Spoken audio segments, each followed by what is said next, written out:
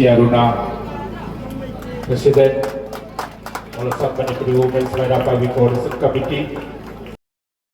Ana nungajay si Berakal na pangdok na sumaina phajana tawbase aina Berakal mo kun mangabu aina thakat pa pangdok jari ahanba maktada aduga jam phajana su chillangi haibase ahanba aina thamjari aduga aina haijaning badi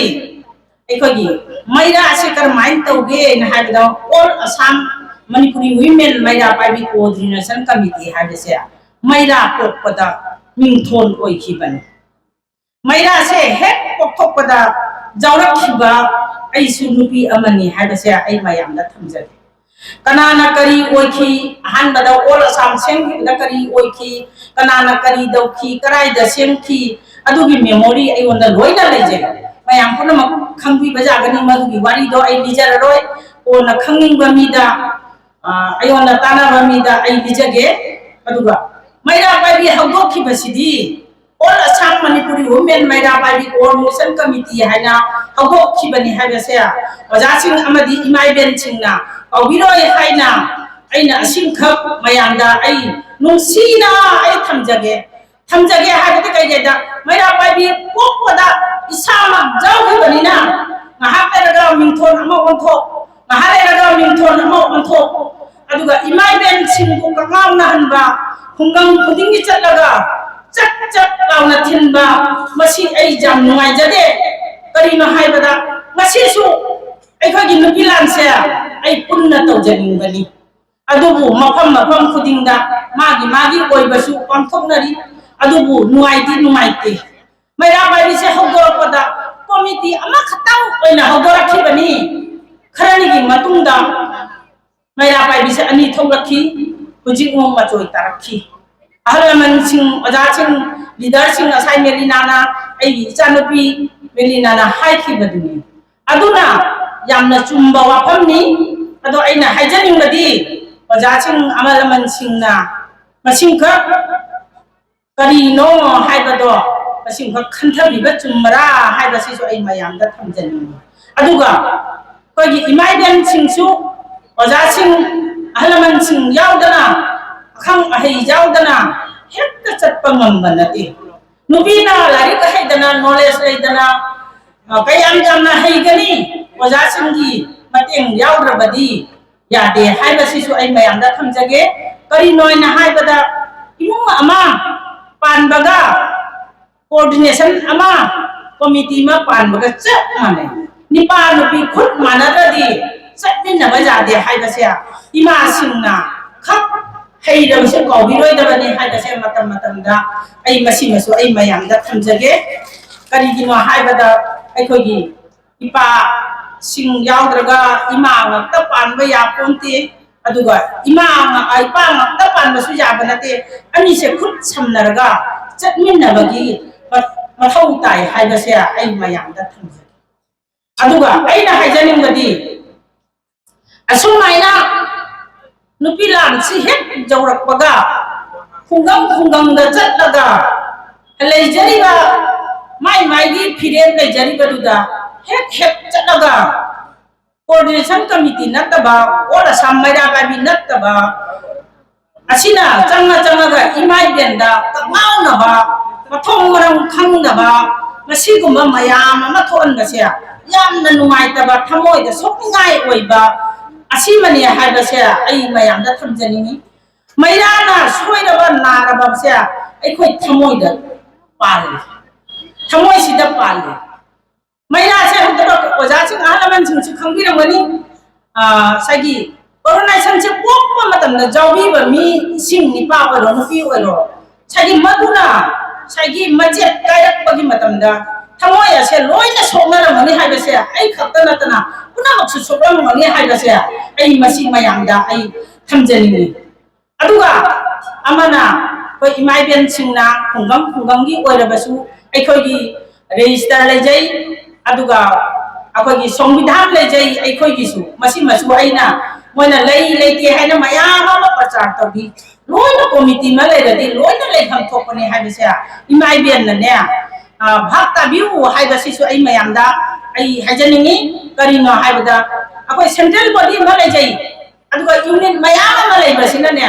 करी दौरसिगे हाइबदो सामा लापदा पाउ फाउनबसे चुमरा हाइबसिसु आई मयामदा थंनिंगी पाउसी फाउनसी करी दौरगा करी दौगनी हाइबदो तानामिनसी हाइबसिसु आइना ngasiगी खुदोंग चाबसे लौजरगा अखोय इमाइबेन मैरा पाइबी मयामदा आई थमजनिंगी मसिमसु आई तंजासे लौजरगा आई मयामदा मसिमसु आई हाइजनिंगी अदुगा अखोयगी चही चही खुदिंगी आइना मयामदा अमखसु आई लौथोकजगे ngasiगी खुदोंग चाबसे लौजरगा अखोय चमा affiliation फी लौरपसे यामना कुइरे हाइबदि मसिना रुपा चमा सिना हुजिक करिसु ओइद्रे खुमफम सिदा जुमफम सिदा अखोयना खाइरंगदबसे मसी याउद्रे हाइना आइना ओजासिंग आहलमनसिंग अखोयगी कमिटी सिंगा तानाजरगा मथंगी चही दगिदी इमाइबेन सिंगना काउबिनु अखोय लिसिंग अममम एफिलिएशन फी से थमजरसि अदुना ममांगाइदा अखोयना ओजासिंगना चममना बलेरमनी इमाइबेन सिंगना करिनो आइना हाइबदा अखोयगी लुपा चमा खक लौरिबसे लुपा चामना सेंट्रल बॉडी दा लुपा चामना डिवीजन दा लुपा चाहुम खतनी अखोयगी होस्ट ओइरिबसिदा पीरिबसे अदुना असागी मसिना कैसु मतेंग ओइबा हाइदो ओइदे अदुना हंदक्तगिदी मथंग चहिदादी लुपा लिसिंग अमसे मयामदा आई थादजरे मयामना करी हाइबिबा मयामना जाबिरगदी खुबा अमता खुबिउ हाइना मयामदा आई निजरी असिंखक आई थमजगे अदुगा अखोयना मथंग चहिसिदी अखोयगी कराइदा तागदबो हाइबदो खुल अमनिदी लई अदुबो अखोयना हुजिकती आई लाथोकजबा ngamjadre मयामदा अदु अखोय पाउ खंगनरगा अदुमा मयामदा आई खंगनजरगे मसिमसु आई मयामदा आई हाइजरगे चही चतखिबा चही गिदी अखोयना सुमाइना अयुकी सेशन सिदा अदुमा लाथोई मथंग चहिदी सुमाइना तौबा तारे हंदकिसे चरांगना हाइबद्रा करी हाइगदबनो अदुगगिदी पलेफम लैतना हजिकसे लैदी लैबदी मयाम अन्ना लाई ऐसु तौजगे हाइबा मयाम लाई दो अलेपसिदी को खंगबा ngamdri अयें खंगगा आई मयामदा अमुक खंगनजरके अदुगा आइना हाइजनिंगबदी अखोय इमाइबेन सिंग आलमन सिंग अखोय मामा इमा तनी अदुना आइना इमा सिंगदा आइना हाइजनिंगबदी थौना फबिउ खुंगंग सिंग ngakpada maru oibiu अखोय इपा इपंतना मतमदा अखोयगी थोकपा यादबा तंजालाई अदुना अखोय मैरा पाइबिसे करिगिदमक्ता सेमखिबनो हाइबसिसु आई मति अमतंग पंजरंगे अजिक छंगना हाइरबदा इमाइबेन ओजासिंग आलमनजु लोइना उबिरी मणिपुरदा मैरा पाइबी लेरमद्रगदी मणिपुर सिना हाना लोइरमदबनी अदुबु अखोय सिगसु थोइदे हाइबसे लेते अदुना अखोयगी इमाइबेन सिंग मैरा पाइबी सिंग चेक्सनना लेबिउ अखोय इसेन तानरगा करी तौबा याय हाइबदो अदो तानासी अदुगा आइना हाइजनिंगबदी मैरा पाइबी हाइबसे खुंगंग अमदा लेता याद्रबा अखोयगी कमिटीनी मैरा पाइबीनी हाइबसिसु आई थमजनिंगी खुल अमदा दशा तारादी साइ मेलिनाना हाइदिबदुनी खुल अमदा दशा ताराबदी अखोयना केस मयाम अमा हाइनिंगाई लेतना पैसा तिंदना कोट जौहंदना कोई मैरा पाइबीना मयाम लोइसली अखोयसु पोकसे सारिबनी हाइबी मैरा पाइबीना चहीदा नुपिलान सिखक्ता तौये मनुंग सिदा सुग्रिबसे अखोय पथाबा फंगदे नोमगी अखोय पथाबा फंगदे करिनाबा अदुगा अदु केस ओइरे अदुगा अदु ओइरे हाइबगी पाउ मयामसिना ओजासिंग आहलमन जावबनिना हाइगदी यामने इकाइजबा अखोयगी नुपीगी ओइबा